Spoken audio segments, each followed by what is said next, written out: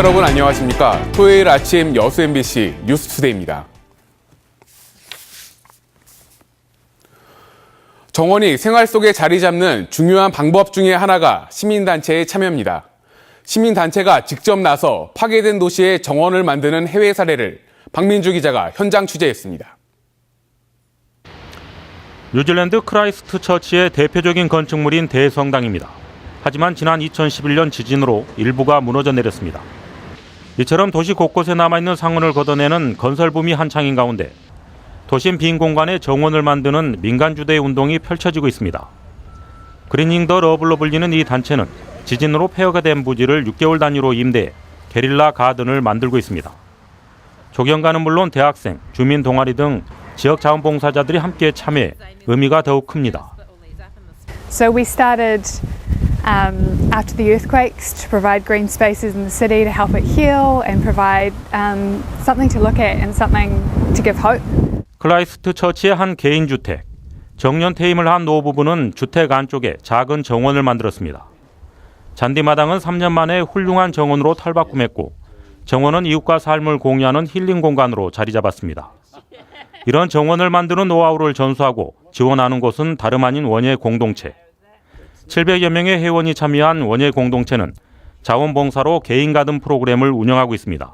The society's been around a long time, over 150 years. It was formed by ordinary citizens who had a love of horticulture and gardening and who wanted to share their knowledge. 대한민국 대표 정원의 도시를 만들겠다는 순천시. 주민과 시민단체가 함께 참여하는 공동체 역할이 커지고 있습니다. MBC 뉴스 박민주입니다. 폭행 사건을 해결해주겠다며 억대의 돈을 받은 혐의로 현직 고흥군 의원이 구속됐습니다. 광주지법 순천지원은 변호사법 위반 혐의를 받고 있는 고흥군 의회 김모 의원에 대해 증거인멸의 우려가 있다며 구속영장을 발부했습니다. 김 의원은 지난 2012년 폭행 사건을 해결해주겠다며 지인으로부터 1억 3천만 원을 받은 혐의로 경찰 조사를 받아왔습니다. 이에 대해 김 의원은 구속 전 여수 MBC와의 통화에서 지인으로부터 1억 원을 빌린 것일 뿐 청탁 명목은 아니라고 해명했습니다. 여수산단 내 중흥연관단지의 분양률이 절반 수준에 그치면서 여수시가 대책 마련에 들어갔습니다. 여수시에 따르면 43만 9천 제곱미터 규모의 중흥연관단지는 지난 2013년 10월 첫 분양 이후 지금까지의 분양률이 51%에 그치고 있습니다. 여수시는 이에 따라 지난 13일 공장 용지와 지원시설에 대한 네 번째 재분양 공고에 들어갔지만 석유와 경기 불황과 높은 가격 때문에 분양률을 좀처럼 높이지 못하고 있습니다. 현재 미분양 필지의 제곱미터당 분양 가격은 30만 원대부터 높게는 40만 원대 초반으로 대체로 비싸다는 평가를 받고 있습니다. 광양시의 올해 소규모 주민 수거원 사업이 계속 추진되고 있습니다. 광양시는 농로와 마을 안길 포장, 배수로 설치 등 올해 소규모 주민 수거원 사업 208건 가운데 현재 150건을 마치는 등 72%의 준공률을 보이며 순조롭게 추진되고 있다고 밝혔습니다. 한편 광양시는 주민 수거원 사업의 빠른 추진을 위해 지난 1월부터 본청과 읍면동 직원으로 태스크포스 팀을 구성해 운영하고 있습니다. 여수시가 지역에 있는 365개 섬에 대한 본격적인 개발에 들어갔습니다. 여수시는 올해 70억 원을 들여 관내 365개 섬의 지속 가능한 개발을 위해 각각의 섬을 생일섬으로 지정하는 365 아일랜드 사업을 중장기 발전 계획으로 추진하고 있습니다. 여수시는 이를 위해 섬에 대한 자원 조사를 벌이는 한편 아일랜드 센터 구축과 섬 개발을 통해 체류형 관광지 개발에 나설 계획입니다. 황금 연휴를 맞아 빨라진 호남 고속철을 이용하는 사람들이 많이 늘었는데요. 광주 손정역 주변은 아직 준비가 안 돼 있습니다. 김철원 기자가 취재했습니다. KTX가 승객들을 내려놓을 때마다 송정역 앞 도로는 교통지옥으로 변합니다. 승객들을 마중 나온 차량들이 차선 2개를 항상 차지하고 있기 때문입니다. 왕복 8차선, 편도 4차선 도로지만 이렇게 관광버스들이 2중 3중으로 주차를 하면서 KTX가 도착할 때마다 이곳 도로들은 몸살을 앓고 있습니다. 이 때문에 정작 승객들을 실어야 할 시내 시외버스는 불법 주차 차량들 사이에 갇히기 일쑤입니다. 단속 차량이 있어도 속수무책입니다. 손님들이 못 타불잖아요, 손님들이. 그러니까 손님들이 저 봐봐요, 못 나고 길거리 막 나가고 타는데. 노선버스가 어떻게 운행을 하겠으며 손님을 어떻게 시켰어요? 아까 저 뒤에 손님은 차가 왔는데 몰라요. 어떤 차인지를. 시민들이나 다른 도시에서 와서 이게 뭡니까? 정말. 택시 타기는 더 불편합니다. 택시를 타기 위해선 횡단보도를 건너야 하기 때문인데 날씨가 굳거나 사람들이 많은 경우 서로 먼저 타기 위한 경쟁이 횡단보도에서부터 펼쳐집니다. 광주에 처음 온 사람들은 이런 상황이 혼란스럽습니다. 건너편으로 지금 와야 되고 관광차들이 쭉 서 있어서 어느 쪽이 찾을 수가 없어요. 열차에서 내려서 택시를 바로 탈 수 있도록 설계되지 않았기 때문입니다.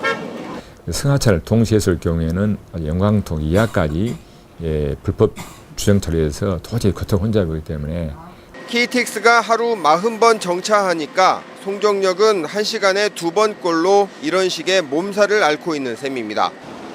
송정역 복합환승센터가 해결책이지만 아직 부지 확보도 안 돼 있습니다. 이대로 가다간 호남고속철 개통 1년 혹은 2년이 되도록 송정역 앞 도로의 불편과 혼잡을 지켜볼 수밖에 없을지도 모를 일입니다. MBC 뉴스 김철원입니다. 어제는 노동절이었습니다. 쉬지 못하고 일한 직장인이라면 2배가 넘는 임금을 받아야 하는데요. 특히 휴일마다 쉬기 힘든 아르바이트 노동자는 어떨까요? 김진성 기자가 짚어봤습니다. 5월 1일 근로자의 날은 법으로 정한 유급휴일. 일하지 않아도 임금이 나오기 때문에 이날 일을 하면 적어도 2배의 임금을 받게 됩니다. 여기에 근로기준법은 50% 이상을 가산하도록 하고 있어 평소에 250%를 받아야 정상. 일용직과 시급제 등 아르바이트 노동자도 마찬가지지만 대부분 이 같은 사실을 모릅니다. 그런 걸 생각해 본 적이 없네. 그냥 하면 하니까. 혹시 오늘 일하면 뭐 수당 같은 거 더 받으시나요? 아니에요? 그런 건 얘기 안 해봤어요. 시급이 6,000원인 시급제 노동자의 경우 일한 시간에 1.5배의 가산임금이 적용돼 4시간 일했다면 6만 원을 받아야 합니다. 가산임금을 적용받지 않는 5명 미만의 사업장도 유급휴일은 마찬가지입니다. 5인 이하 사업장 같은 경우는 이 부분에 이제 그 연장수당이라든가 휴일수당 이런 걸 받지를 못해요. 그러다 보면 200%는 받는 거죠. 법정 휴일에 대한 임금 1일분, 그 다음에 오늘 근무하게 되는 1일분. 위반한 업주는 3년 이하의 징역 또는 2천만 원 이하의 벌금. 하지만 이를 몰라서도 또 알면서도 지키지 않습니다. 저희가 생각을 해서 할 뿐이지 굳이 그런 거는 못해 부분이 많습니다.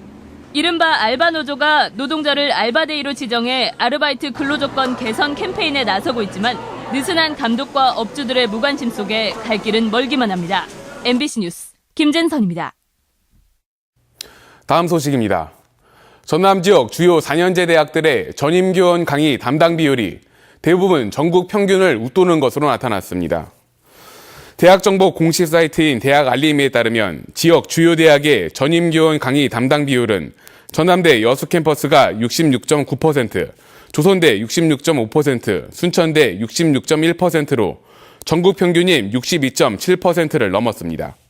반면 전남대학교 광주 캠퍼스의 경우 59.8%로 전국 평균에 미치지 못했습니다. 순천시청 직원들이 최근 지진 피해로 고통받는 네팔 돕기에 나섰습니다. 순천시는 네팔 지진으로 많은 사상자와 이재민이 발생함에 따라 전 직원이 모금한 성금 12,300달러, 1,330만 원을 구호단체에 기탁하기로 했습니다. 순천시는 성금 전달과 함께 하루빨리 피해 복구가 이뤄지길 기원했습니다. 광양시가 야생동물 피해 예방시설의 설치 비용을 지원합니다. 광양시는 멧돼지나 고라니, 까치 등 야생동물에 의한 농작물 피해를 예방하기 위해 13개 농가를 대상으로 철조망과 전기 목채기 등 피해 예방시설 설치 비용 5천여만 원을 지원하고 유해 야생동물 포획반을 구성해 직접 활동에 나설 계획입니다. 한편 광양시는 지난 2008년부터 6억 3천만 원을 들여 관내 121개 농가에 야생동물 피해 예방시설 설치를 지원한 바 있습니다. 올해 광주 전남 지역의 마늘과 양파 재배 면적이 지난해보다 모두 줄었습니다. 호남지방통계청이 발표한 2015년 마늘 양파 재배 면적 조사 결과에 따르면 광주 전남 지역의 올해 마늘 재배 면적은 지난해보다 26.5% 감소한 5,458헥타르, 양파는 23.8%가 줄어든 9,264헥타르였습니다. 통계청은 재배 면적 감소 이유로 지난해 마늘과 양파 출하기에 가격이 내려가자 농민들이 대체 작물인 보리를 심은 데 따른 것으로 분석했습니다. 민간이 주도하는 순천만 생태 관광을 위해 비영리 사단법인 순천만 생태관광협의회가 만들어졌습니다. 순천시는 지난해 순천만 주변 마을에 생태관광 참여 신청을 받아 대대, 장산 등 4개 마을을 선정했으며 이 지역의 주민들로 구성된 순천만 생태관광협의회가 최근 설립됨에 따라 민간 주도의 생태관광이 활성화될 것으로 기대하고 있습니다. 해당 마을 주민들은 지역 음식과 생태 자원을 바탕으로 순천만의 생태와 문화를 결합한 다양한 체험 프로그램을 운영하게 됩니다.